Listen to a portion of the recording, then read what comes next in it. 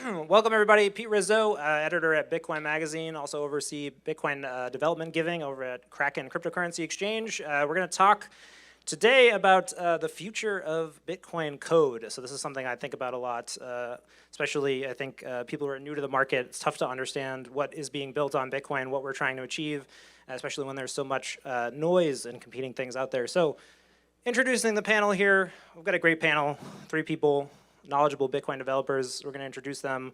They're going to come up on the stage. The first one, we've got ROCKSTAR Dev, VP of Engineering at Strike and B2C Pay, an open source payment processor for Bitcoin. It's been obsoleting BitPay since 2017, right? Next, we got Ben Carman, better known as Ben the Carman, Bitcoin developer, known for his work on Bitcoin discrete log contracts, smart contracts for Bitcoin's base layer. Last but not least, we have, is he back? There he is, Justin Moon, Bitcoin developer, educator at the Austin Bitcoin Meetup. All right, so again, the title here is, I'm actually sitting on a microphone, okay. First for everything. So we're going to talk about the future of Bitcoin code. Just before we dive in, I want to get an idea, show of hands. How many people here are running Bitcoin nodes? You're running the Bitcoin software at home. Wow, so about half of you are good Bitcoiners. Everybody else, I think you need to take some time with everybody on the stage here afterwards and get some pointers. So let's dive in. I think we want to take a bit of a wide lens with this conversation. We're going to start with, I think, the most recent Bitcoin update, Taproot. So last year, I think you guys may know there was an update to the Bitcoin code that improved how the protocol functions. Bitcoin has selected a certain development path, so essentially we're upgrading Bitcoin with soft forks, and this is the kind of outlook we've taken. So curious, Ben, if you want to kick off Taproot. It's activated on the network now. What are your takeaways since this has been live? Has this been a success? I think Taproot's been pretty successful. Like, no one's really using it yet, which is, it kind of sucks. Okay. But like, that's kind of the nature of like decentralized systems. Like, we didn't have this whole like product roadmap for Taproot. It's like, let's get the consensus code working, and like, no developer is going to start working on it until it's like actually activated, because they don't want to waste hours and hours, and then it turns out it doesn't get activated. That happens in Bitcoin. So, but now that it is activated, like, I think a couple hardware wallets have support for it, and now like Lightning is integrating in. It's like actively discussed. For DLCs, we're talking about it now. Like, it's all like kind of coming together now that it's actually activated. So, I think it is a resounding success. Resounding success. So ROCKSTAR Dev, obviously, I think some of the background here, the previous Bitcoin development has been a bit acrimonious. Taproot, not so much. Your take on where things are at? Yeah, on Taproot test. Can you hear me well? Nice. So on Taproot, I actually remember me and Ben did a video session. You remember that when it was activating with all the drama? How will Taproot activate? So yeah, I think Bitcoin core devs have done a phenomenal job on that, and now it's up to us who work on those application layers to just add support. And it's not true that nobody's using it, man. I mean, at BTC Pay server, we did add support for Taproot. We were, yeah, even when it was on testnet, and then it's activated. Now it's a question, yeah, wallets. And Strike, when will you be able to pay, to Taproot address using Strike? So to me, it's just like natural progression. Like, we have more work to do, and we'll keep doing it. So, Justin, maybe you can pick up and talk a little bit about some of the features that were promised with Taproot, how much you're seeing live on the network, how much the improvements have taken place so far. Well, the basic idea is that you could use Bitcoin in different ways, and on-chain, it would all look the same, right? So perhaps you could say that people are using Taproot right now, but they're probably using it exactly as they would be using SegWit, for example. So they're not, but I mean, here's the beauty, we actually don't know. Someone could be using it differently, and we wouldn't, at least on the blockchain itself, be able to see that they're using something novel or different, but like, we're not necessarily aware of a bunch of apps that are making use of this this sort of obfuscation ability of Taproot. And but yeah, it'll just take time. So I mean, like SegWit, blockchain.com introduced SegWit like 3 or 4 years after it was activated, and that was you know, a very significant part of the network, as far as I understand. So, I mean, you could see like the SegWit adoption go like straight up when they turn that on. So it'll just take a long time. But it is one of the difficulties, like comparing, you know, if you're doing some sort of like a consumer app, you make a little prototype and see if people will use it and see if they like it, right? And then you invest the engineering effort to make it work really well. Bitcoin is the complete opposite, right? You have to get all the plumbing working perfectly. You have to have the entire community buy into it. So the code gets written, it gets reviewed, and then you have to have users actually run it themselves. And then only then can you like test use cases. Like it's funny to go back and read BIPs, like BIP 32, for example, and read like the use cases. Sometimes, you know, they'll have a lot of these things, like in theory, you could use it for this. And most of them, nobody is using these use cases, right? Like it's the protocol engineers guessing how end users will use Bitcoin, and it's sort of comical sometimes to go back and read the old ones. It's like, the accountant will have this, and it doesn't work that way once it's actually deployed. No, on that subject, if I may jump in, one of the things I'm mostly excited about when it comes to using Taproot is enlightening implementations and, you know, opening channels, that type of stuff. So can't wait for those. I do think like when Lightning launched in like 2018 or launched, like, you know, it was like cool, but like, you know, there's 5 nodes, who cares? And then, you know, 4 years later, now it's like, you know, El Salvador, a country is using it, and, you know, there's startups like Strike that are like changing the world. And, you know, it like, you know, at this launch day, it looked like nothing. But now it's grown, and like you look back, like, holy shit, look at all that happened. I think the same thing will kind of happen with Taproot. Like, you know, it's activated and it's not really being used yet today. But 4 years from now, we're gonna look back and like, holy shit, look at all the stuff that's now using it because we activated Taproot. Yeah, I think one of the reasons I wanted to start with Taproot, though, was just, you know, talking about the different attitudes toward development, right? I think a lot of people, you know, look at Bitcoin and look at the improvements that we're making, and they expect these immediate results, or they want to do things that Bitcoin maybe can't do today. So something with Taproot that I think was interesting was just the speed, right, and the lack of controversy. And I'm curious, you know, what the panel here thinks. You know, are we going to be moving towards a future where there are more frequent updates? Are we going to continue kind of doing updates every 4 years? What's the current state of development in terms of, you know, how quickly some of these new things can come into Bitcoin? It's funny, like Taproot, like it had basically like unanimous consensus on the actual like implementation, and everyone's like, yeah, Taproot is a very good thing. There's like tons of drama on how to activate it, and we took like 6 months to a year to do that. And you know, still a lot of people are unhappy of how it activated the speedy trial. So it is like interesting where like some people are like, oh, let's just use this for CTV and any Preval and all these other like future soft forks. But other people are like, oh God, no, we can't use speedy trial again. That was terrible. So I think once we like start talking about activation for the next thing, we're actually going to come to a head and really figure out if we want to keep using speedy trial. But so you're saying really the conflict here is not really about upgrading Bitcoin, it's just how it should happen. Yeah, because, you know, decentralized systems are hard, and, you know, we have to come to consensus on not just the changes, but how we actually activate these changes, and that's kind of the hardest part. ROCKSTAR, what's your read on that? Are we accelerating? Are we decelerating? Is this going to be something where we're going to have to make a new activation method for every change we want to make to Bitcoin?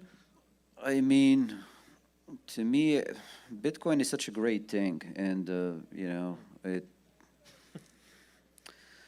I don't know. I don't think there was too much drama, right? I mean, there were some Twitter threads. There was like, should we activate this way, that way? To me, like, how important Taproot is and what it brings to Bitcoin. I mean, we didn't pay too much in conflict, and to me, it is just the nature of the centralized system where you're trying to build consensus, and people disagree. You know, Luke will release his own version of Bitcoin Core.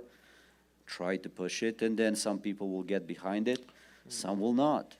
And that's normal, because in BTC Pay Server, we actually added support for that. And it was user's choice, you know, you want to enable it or not enable it. Because the conflict was on whether we should get percentage of nodes like up and running in the wild before it's turned on versus the speedy trial, which is, hey, it's signaling, like turn it on. If they're, so yeah. Economic nodes versus the minor nodes. And to me, like, hey, we succeed. We succeeded. It was success. So I don't know. I would say I don't have enough information to say, is it accelerating or decelerating? But if it keeps going, you know, the way it's going, Rodolfo will be happy. We will be happy. We'll be getting new features, and then, yeah, let's keep going. Well, I think it's relevant because one of the criticisms against Bitcoin was that it couldn't or wouldn't change, right? And I think Taproot really chipped into that narrative. It showed that Bitcoin is still capable of upgrading. It just has to, you know, pursue a path of decentralization. Justin, curious, you know, for your thoughts on where development is at. Do you see, you know, 4 years for another upgrade? No upgrades? What's your read? The longer I'm around, the more I just say I don't know, because there's so many different facets to it, and yeah, I don't know. I think going forward, it's gonna I think longer term there will be upgrades when somebody invents something. You know, there will be an idea and it'll germinate, and somebody will do this, and like people kind of like it, and then they'll turn it a little bit, and then more people like it. And then eventually they find a formulation where just like, nobody's against it, right? They just find exactly the right way, you know, and with, how many lines of code was Taproot? Like 600? Like if you're in like a corporate environment, sometimes you write that many lines of code in one day, you know, so it's not that big of a change, but over a couple years they figured out how to do it exactly, like surgically, exactly the right cut, where, you know, the patient wasn't gonna, there was no danger, right? And so I sort of see going forward that, you know, it'll take a long time, but eventually there will be exactly the right formulation of some idea where it's just there isn't much that could go wrong. And but until you reach that point, I think a lot of these things aren't going to get deployed. So it's just going to be a lot of back and forth. Speaking of ideas and just percolating in the community, I think we were talking backstage, you know, just about the history and progression of Bitcoin development. One of the really popular early ideas was that among Bitcoin's inherent properties, you know, that's fixed monetary policy and things like that, was also that it could be a platform for innovation, right? So you might see all types of different, you know, platforms, call them side chains, call them Lightning, you know, built on top of Bitcoin.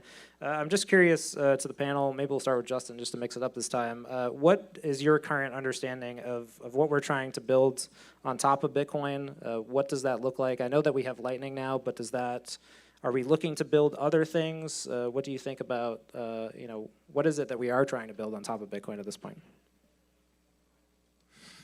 And you can't say I don't know. Not an easy question, yeah. I think the goal is to make, you know, Bitcoin is like money that's harder to steal, basically, right? Hence the name of the conference, right? It's harder to steal through inflation, harder to steal through somebody, you know, you can't freeze Bitcoin, right? There's no button. And, you know, I think the real goal is to not compromise, like to retain that. If we get that, then it's a bright world, right? Like that's very good. And to me, everything else is kind of a bonus on top of that. But yeah, like more innovation could help bring more people to be interested in the money aspect, right? But to me, the game is to not to really stay focused on the core thing, which is just money. But there are interesting, so I help me and Carmen and a handful of us. It's a community effort in Austin. We have a meetup that is gotten quite big, 220 people. It's like a conference every month. And last month there was a bunch of people from Block, formerly known as Square. And one of them, CSU Wildcat, I forget his last name all the time, Daniel. He was telling me about this decentralized ID thing, right? And so this is like an interesting, I've always thought these identity systems were really stupid. And they all seem like scams to me, you know, like Vinnie Lingham type scams. The vending machine, yeah. Yeah. So, but this was a really interesting system. Basically, they're trying to decentralize or replace DNS, right? And you could sort of attest to owning different sort of digital assets like a domain or data on in some social networking app like Twitter type thing. And it's all just in op returns. You know, it's not. It's just built on top of the existing, you know, Bitcoin stuff that's existed for 5 years, or I don't know when op return came in, but it's been there for a while. 2013, I think. Yeah, so like, you know, I still think there's a lot of ability to utilize Bitcoin as a platform without new features, right? I think a lot of these things are sort of underexplored, and I think this is an exciting thing. I mean, you know, Block, one of the bigger companies around, with one of the best teams in the Bitcoin space, is trying to bring this technology, to the mainstream. They're trying to work with some really big companies, Microsoft before them, right? So I think there's a lot of, you don't necessarily have to change Bitcoin itself to build on it as a platform, that's another angle. Ben, thoughts on Bitcoin as a platform? What are we trying to build? What do you make of these efforts? I think Bitcoin as a platform is kind of hard because like if you try to do things like the smart contracting thing that all the altcoins are trying to do, like you can't doing that on Bitcoin's a lot harder because you have to do this client side validation of it instead of like just throwing all the data on chain and letting Infura validate it for you. So it's a lot harder in Bitcoin, but like we are doing decent. Like Lightning is a very hard problem, and like Lightning's amazing right now, and it's only growing. And DLCs are like similar, where this is another client-side validated thing. So it's hard to do, but it is. We're building like cool things with it. It's still very new, and you're not getting users yet because it is so hard right now. But stuff like this is growing. I think it does has potential, but it is a very hard problem. Like I don't know if we'll ever be able to fully compete like with the Ethereums, like trying to do like crazy DeFi stuff. One, because maybe it's not all good ideas, but two, because we just like Bitcoin fundamentally can't do some of these things. Well, let's move it over to ROCKSTAR. Thinking about Bitcoin can't fundamentally do these things. People here, I'm sure, might see these other cryptocurrencies. Is anything going on there interesting to you? Are you looking at any of these markets? What do the Bitcoin developers think about what's going on there? And does any of it get rebuilt on Bitcoin at a higher layer? You mean, am I looking into other cryptocurrencies? Well, I mean, looking at what they're doing, right? Like what they're building. No. Completely. No. If we put the choices as like, okay, Bitcoin is a store of value versus Bitcoin as a platform on top of which you can build, I mean, to me, that changes over time. I mean, I just, look at all the people here at the conference and all the conferences that we have scheduled, the new people are joining, as you, Justin, said. When Block as a company joins and now Bitcoin is a part of their strategy, obviously they will want to, it's not that they want to change it, they need to change it a little bit in certain direction, just because it's what you and I talked in the backstage, like competition over block space. Right. And to me, it's something that the rest of us, we all influence it, and we should give it,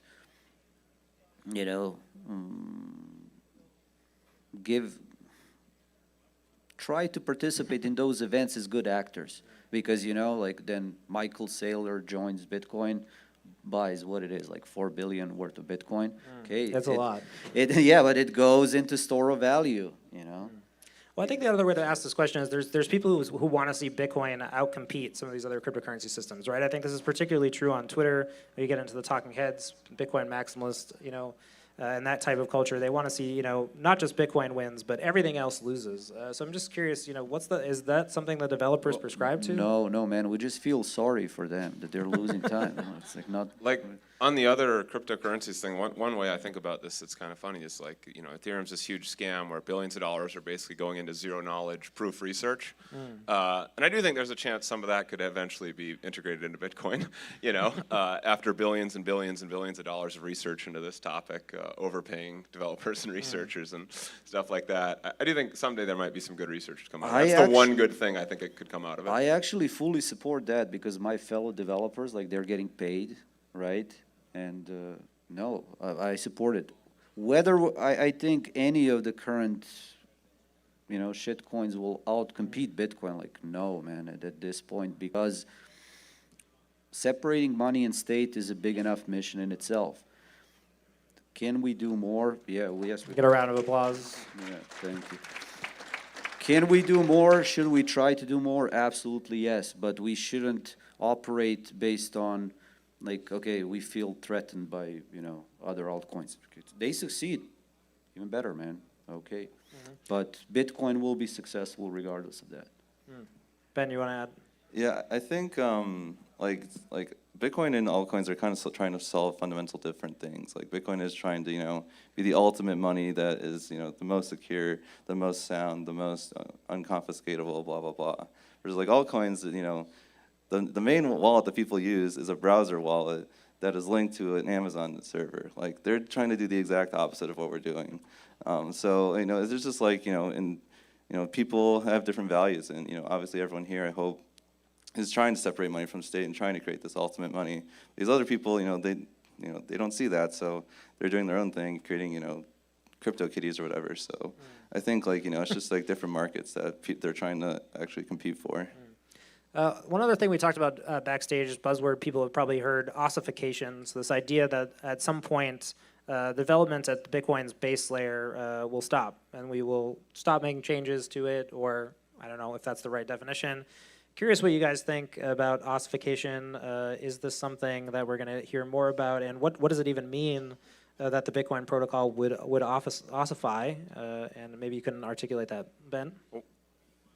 Well, you know, let me just hop in Yeah, sure. and make like one high, like very high level thing is like ossification. One way to look at it is like the 21 million supply limit is not going to change, right? And that's one of the main reasons why we like Bitcoin and not the other ones, because it's much more that supply schedule is much more credible in Bitcoin, because this, like, there's been an ossification around these protocol rules, these basic ones. We're like, you're never going to change that, and that's fundamentally one of the reasons why Bitcoin is more interesting than the other ones, right? So, but this is just like the very high level, like but that's part of the protocol. Protocol is just a set of rules, right? And so, but then there's a lot of smaller rules that are like within that. But that's like one way I'd frame it. Yeah. So, like, you know, there's the, you know, supply limit, and, you know, how we, you know, validating signatures and stuff like that. It'll always be part, like, the UTXO model. But then, you know, the nitty gritty of, like, things like SegWit and Taproot. You know, those, you know, obviously we change things there, and that's just, you know, on the validation of, like, UTXOs. I do think, like, ossification will happen eventually. I don't think it's something we should strive for. I think it'll just happen naturally. Like, the same thing happened to the internet, where, you know, IPv6 is like 20 or 30 years old now, and it has like 20% adoption. Like, that'll just happen in Bitcoin. Email still isn't encrypted. Yeah, right? exactly. Like, email is still plain text. Like, Protocol. Lots of things are, like, you know, fundamentally, like, they should have been fixed in the internet, but they weren't, just because things got adopted too fast, and you couldn't change things anymore. I think the same thing will happen with Bitcoin, where, you know, maybe Taproot is that, where it activated, but all the software is already built, so no one's going to adopt it because they're just using their current stuff. This is one of the like arguments against trying to do any sort of mass adoption, is that, like, the more it's adopted, the less you can perfect how it works. So, and from that point of view, if you believe that there's a lot of possible advances that we could make to the protocol itself, you dislike adoption because it's going to prevent that. Yeah, but I do think, like, at the Bitcoin, like, core code base level, like, that'll still, you know, we'll still have releases like every 6 months, because they're not doing consensus changes really ever. It's mostly just, like, you know, fixing bugs, optimizations, wallet changes, RPC stuff, like. So it's fair to say So, like, on the one end is like the 21 million supply limit. That's like very abstract and high level. On the other hand, it's like in 100 years, if Bitcoin succeeds, they'll still, you know, they won't use, for example, the same method of producing the computer program called a compiler, right? They won't use the same compiler we use now, because there's probably bugs in that will be fixed. You know, these languages continue to evolve. Maybe C++ isn't even used in 100 years. Who knows? So, like, at that, like, there's janitorial work in terms of actually making the code run that will be going on indefinitely into the future. So, like, it'll never just be that there's no work left to be done, because computers will change, and we'll need to make it so Bitcoin runs on the new computers. Right. ROCKSTAR, do you want to add on that? And I guess, can you talk about maybe a little bit about, you know, ossification? Will it mean that nothing changes at the higher layers in Bitcoin? Yeah, I mean, for me, ossification, we talked backstage about, like, what does ossification mean for each one of us, because it's different for different developers, different people. For me, ossification is just that it will be a process of more of those variables that Justin mentioned, like 21 cap. Okay, there will be more and more variables in Bitcoin Core that will just get fixed, and, you know, that's it. And then compiler updates or updating cryptography. It's all about figuring out what is the high-level roadmap for next 10, 20, 30 years, and so that you can build those higher layers, because higher layers need stability.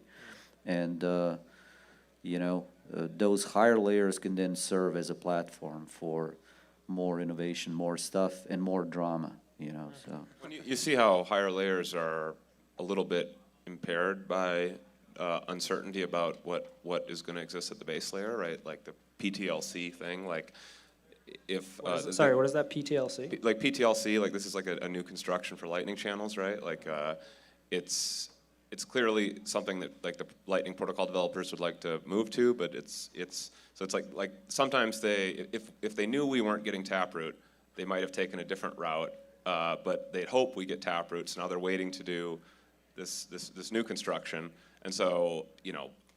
Not knowing what the base layer is going to be does impair higher level protocol development because uncertainty makes it so they have to defer decisions. Yeah, I do think like, you know, if, like say like every Bitcoin Core developer died today, and you know, Bleak. knock on wood, but and then there's no more consensus changes ever. There'd still be tons and tons of innovation on the higher layers still, because like when you can find people into a space, they figure out ways to do things like.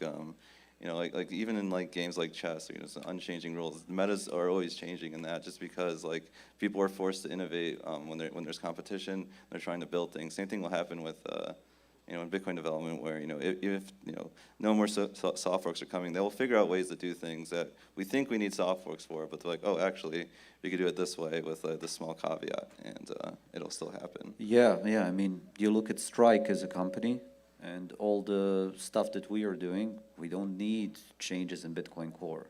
We could maybe push with it like BitPay did, but we all know how that ends now. So speaking of the roadmap innovations, I'm curious if we can just go around. What are some things that you guys are excited about? I know that the mailing list is active. There's always exciting proposals. You know, maybe in a 1 to 2 year time horizon. What do you guys think is going to be relevant and that people are going to be talking about? I'm kind of getting excited for the Covenant stuff. I think, for one, it looks like it's going to add a lot of new like possibilities on things like Lightning and other side chains and stuff like that. But also the cold storage stuff, because like a lot of the recent like upgrades like we're doing is like for Lightning, and Lightning's cool. This is just like, you know, quick, fast, like micro payments versus like what we haven't really been doing lately is like, you know, if you're Michael Saylor and have $4 billion worth of Bitcoin, I want no one to steal this, and we're not totally making upgrades right now that helps that use case. So I think like something like Covenants, where you can build vaults where like you literally can't spend this unless like, you know, you wait years and then it goes into my vault address and all this stuff. This is a particularly interesting one. There was a comment on Twitter the other day about how Bitcoin is easy for an individual to self-custody and difficult for like a nation state to self-custody, right? You know, gold, for instance, you can Robin just put Hood, man. Huh? Robin Hood. Yeah, like it's almost like I wonder if we want, you know, it's kind of nice if it's a tool that it's very easy for individuals to use, and it's hard for massive, you know, organizations to use. Like I kind of like that. It is nice though if you're a company to be able to hold Bitcoin though and not have worries. But it is something I'm excited about. I think that'll open up a lot of new like players into the case, right? Oh, you literally can't steal this. More advanced custody. ROCKSTAR, what's something you're excited about? What's something we'll be hearing about that maybe is a bit under the radar today? I'm all about Lightning, like developments in Lightning, because Lightning is, when you look at that ecosystem, it's not even like 3 implementations. Yeah, there were 2 major implementations with L&D, obviously from Lightning Labs, and then C Lightning, but Eclair as well, and other implementations. Now you have LDK coming in, which is not full node implementation, but building blocks that you can use to you know, interact with Lightning Network. So I am excited to see improvements there, because that was the promise of Block Size Wars. It's like, okay, we are going to build this infrastructure in a different way, and you also being involved with Kraken. I'm really excited about Lightning when it comes to exchanges, because it's such a great method to, you know, deposit, withdraw, have that interface to turn it into dirty fiat whenever you need, and not worry about hacks on the exchanges, and, you know, provide liquidity together. So obviously, yeah, what I'm doing with Strike is super exciting, but it is that like new generation of financial services company companies and the infrastructure that they will build. So yeah, my focus is all on Bitcoin code that's in Lightning repositories. Justin, something that's coming up that you're excited about, that's interesting and relevant? Yeah, so I guess, I mean, I spent a lot of time running this meetup, staying on top of the newest, greatest thing. And my current point of view is I'm basically not interested in any of that anymore, to be honest. I've lost interest in it, and more just like the core thing of Bitcoin, like a means to save money that is just safer and better that a normal person could use. That's what I want to explore more. Like, I think there's a lot, you know, I think we can push this a lot further than it's been pushed. And that's the core thing in Bitcoin. So I'm much more interested in trying to make that accessible to normal people than I am with new bells and whistles. And it's a topic of your upcoming talk, right? Like Yeah, right probably. after. Yeah. I can't wait for that one because, yeah, it's about not what Bitcoin can do for you, but what you can do for Bitcoin. Yeah. Yeah, speaking of, I think a lot of people know that obviously Bitcoin development is open source, you know, funded by companies and individuals. Curious if you guys could speak to the environment for Bitcoin development funding. What do you guys think is going well? How can people here support, and what would you recommend? Ben? Yeah, so like there are lots of good places to support. Like there's like the Bitcoin dev list where you can just go and find everyone and donate to their BTC Pay or like their GitHub sponsor and all that stuff, which is really nice. And Square Crypto or Spiral now has done a lot of that where they're funding lots of open source devs. So I think that is nice, but it is hard where like if you just get a grant and say like go have fun, do your open source stuff. A lot of times you you just kind of like nerd out. You don't always build like a product. Like, You don't get into a feedback loop. Yeah. Like, one of the important things to actually build something useful is to enter a feedback loop where you figure out if you're doing something good or not, right? And yeah, that's I personally experienced this with a grant where I just kind of lost track of what I was doing, and it didn't really like yeah, it's tough when you don't have like an end user, for example. How would you mitigate something like that, having gone through that experience? I'm not sure. I mean, so one thing you can do to help contribute that people don't mention is that you can get on GitHub and start following people. One thing that's cool about GitHub is that it has like an activity feed. So if you follow people, you can see what projects they're creating, what they're liking, stuff like that. And you can, there's quite a few projects I found with like 2 or 3 GitHub stars that are now like huge. Like BDK, the new, it's probably like the best wallet toolkit. Like I might have been the first user of that. Like I saw Alikos created this repository and I just ran it and it didn't work. And I started giving him feedback. And like that's one of the things you can do is if you find projects that are early, just like run it and be like, hey, this is what happened. And you give the developer like a little feedback. And that's probably one of the best things you can do. And you don't have to be terribly technical to do that, right? Like usually there's, in any of these projects, there's instructions on how to run it.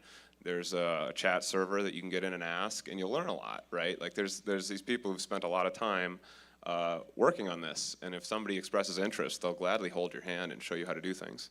Yeah, because support doesn't need to be monetary. It can be what Justin is saying about just providing non-monetary support to developers that are doing something that is helping Bitcoin. Because I think in your case that was what happened. You just like burned out because you were doing it solo. And Uncle is here to help you. Like I will stop that from happening again. No, seriously, because I was involved with funding for BTC Pay server, then with Strike obviously. There are many VCs in the audience that are funding Bitcoin companies. Thank you for that. But for me it's great that we have so many different models to support. Like Kraken was the biggest BTC Pay server supporter last year. So what Spiral is doing, Jack Dorsey individually supporting Bitcoin, it's great. So I think we should just keep going. And then when we do see great Bitcoin developers struggle and burn out, we can support them non-monetarily as well. Final thing for me, and then maybe we'll take some questions if we get enough time from Tone. But I think a lot of people here, who are newer, are familiar with, as we alluded to in this conversation, the conflict and some of the acrimony around Bitcoin development. Do you guys really feel like that's in the past now? Is it smooth sailing, or should we expect that we'll always have to defend the Bitcoin core protocol in some way as a community? Always. And protocol and developers, because there will always be people playing tricks. Like, look at me trolling Tony with mask on stage. Well, many of the most, prolific Bitcoin developers right now are being sued. Right, yeah. Sure. Many of them have pending lawsuits against them. So, I mean, that's probably in terms of their quality of life, that's probably the worst attack that's happened so far, because it is very intrusive. And you can see people moving away, like Vladimir Right, Vanderlaan, the lead core maintainer since like 2012. Well, we were talking about the old guard kind of. Yeah, I mean, he's kind of stepped back, and I think a lot of it was because, various controversies, and then also being sued. Right. Like that stinks, and you can see how that, you're going to see more anonymous, pseudonymous developers coming in the future here. Let's go. Yeah, I do think like bringing in anon devs is the way to go, because it is hard. Lots of people are being sued, or like you get into Twitter fights, and it's not good. And we are missing lots of anon devs. Like there's only a couple like ones that people actually know, like Z-Man. He's like fully anonymous, and there's like Chris Belcher and like John Cantrell, and that's like mostly it. We do need more, and I think hopefully this newer generation of devs that are going to start coming in, hopefully they learn from the past and go anon. Like I wish I did, but I was. Well, dumb. some of the older generation are probably going to retire Reemerge, and then Retire. Reemerge as anons. Tone, do we have time for questions, or? Okay. I'm gonna give my mic to Tone then. All right, if you have questions, come on up. Come up to the mic.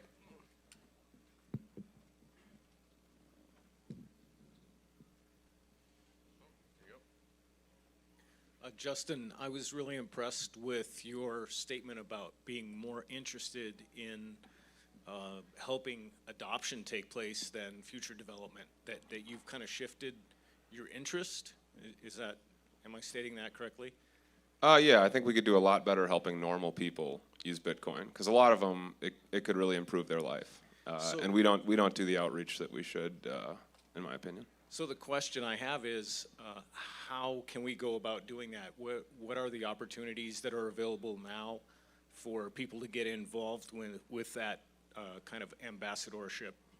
So I'm going to talk about this a little tomorrow, but for me it's like just start very locally, right? Like, I don't know, a guy at church the other week asked what I do, and usually I say I work in cybersecurity. I try to give the most boring answer possible so they don't ask any more damn questions. But this time I'm like, I work on Bitcoin, even though I haven't really recently. And then he starts asking, and he's talking about the petrodollar, and he's like, why can't you do a gold-backed crypto, right? And I explained in like a minute why it doesn't make sense. And he's like, no one ever told me that before. Why hasn't anybody told this guy that before? He's ready, and no one's given him the explanation. So I would say, and like our meetup, our meetup started with 2-3 people in a co-working space. Now it's 220 every month, right? Block flies in for it, and it's not, it just, it wasn't something I did. It wasn't something Carman did. We just started working together, and there was a community that already existed there was a community waiting to happen in Austin, and we just had to start showing up every month, and then it's bottom up, just like Bitcoin. So that's what I would say, is just start something very locally. Don't try to, go start local, start with your friends, family, stuff like that. It might be nice to develop a model that is expandable, scalable, that has some consistency to it, perhaps. I don't know. Also, just help one person in your everyday life. That's going to do a lot more. I appreciate it. Thank you. Compared to the original source code of Bitcoin, how much has it changed from today to the original, and how much of a fight is it to actually add on to it, such as multisig and Taproot? And like from the original source code, it's changed a whole lot. Like lots have been rewritten or like moved around and stuff. Andrew Polstra gave a talk at Austin, our meetup once, and he was basically talking about how like if you go back to the commits from like 2010 and 11, you could actually see them learning how a decentralized blockchain worked, because there were all these like problems. Like they did the longest chain, not the most worked chain, right? There were a handful of these things that were just like horribly broken in the first implementation, and over like 2 years they fixed them. And he was pointing out like 6 or 7 different, specific commits where he's like, here's they figured out something that was horribly broken about the initial implementation of Bitcoin. There's a couple like you can spend anyone else's coins bugs, Yeah, like really yeah. bad. So it changed a lot. Like the first version was, it was horribly broken, but people didn't understand the problem space enough to exploit it. So yeah, it's fun. There's a book about this that has the complete source code of Bitcoin Core. I gave it to someone for a wedding present. It's a great present. You can just page through it, and it's kind of interesting. It's not that long, not that much code, honestly. But on the application side of it, like Taproot and multisig, like that's normally that's like a completely separate part. Where like I guess Taproot's like in the consensus code, but like your multisig law normally is not going to be actually in the core consensus logic. That's just like your Spectre desktop or whatever. So then all the nodes have to vote? Like, how does that process work? What do you mean by vote? To change the code or add implementations like Taproot, isn't there like a certain percentage of miners or nodes that have to agree? Like, how does that work? I mean, it's a big question. Like it's kind of like we really don't know what it is. It's like we all come to rough This is consensus. very complicated. Yeah, like it just kind of magically happens. We're like, are we in consensus or not? Turns out we are, but you know after the fact. yeah, like we think we are, but someone could publish an invalid Taproot transaction today, and then we'd really find out like if the network splits or not. So Okay, so that's why when I send an original send Bitcoin from an address that starts with a 1 to an address that starts with a 3 or something like that, the transaction basically burns. well, that works. Like like we're not deprecating old address formats or anything like that. It's just like that works, and we'll always support that. It's just like the new features we add on. It's like is this consensus? Like I think that like SegWit is very much consensus. You're not gonna fork that out. Taproot seems like it is, but it's only been activated for like 4 months, and no one's tried to attack it yet. So Thank you. All right, guys, one more real quick. Doug. Should be easy. So there's a whole lot of really fun, cool altcoins and ecosystems that developers are really attracted to because they can make a shit ton of money, and it's new and cutting edge and cool and stuff. All the different swap protocols, the DeFi stuff, is that where the developers for Bitcoin are going? They're bored, so they want to go do something else, and the newer ones coming in are looking at NFTs and this kind of thing. How do you attract them back? There was now nation states are rug pulling people with airdrops. You saw that? Yeah, Ukraine promised airdrop, and then it was like, no, guys, rug pull. So that's why I do very much appreciate where Bitcoin is and the developers that do stay and develop on top of Bitcoin. We are getting new ones. Come on. One benefit. Look at this guy. One benefit to all these crypto things is that they pull out all the immoral and stupid developers who don't understand what's actually happening. And then there's a small core that's probably 1% of all of them who actually understand what's going on, and they're not. They don't steal other people's money. They don't. They don't. They don't. I think there's more of them are stupid, to be honest. It's a spectrum. It's a gradient. But any developer that is feeling, threatened by contributing in Bitcoin ecosystem, like DM Uncle, I will help you out. You want to work at Strike, you want to work on open source projects, I'll set you. I'll help you. So. Yeah, you don't need a lot. This is the beautiful thing about Bitcoin is you don't need all that many people, right? It cuts out the middleman. You don't need 1 million. You don't need like. No, Doug. we didn't. We got plenty of developers. You're standing in the way of people's lunch. All right, guys. Oh, Pete doesn't have a microphone. All right, thank you so much, everyone.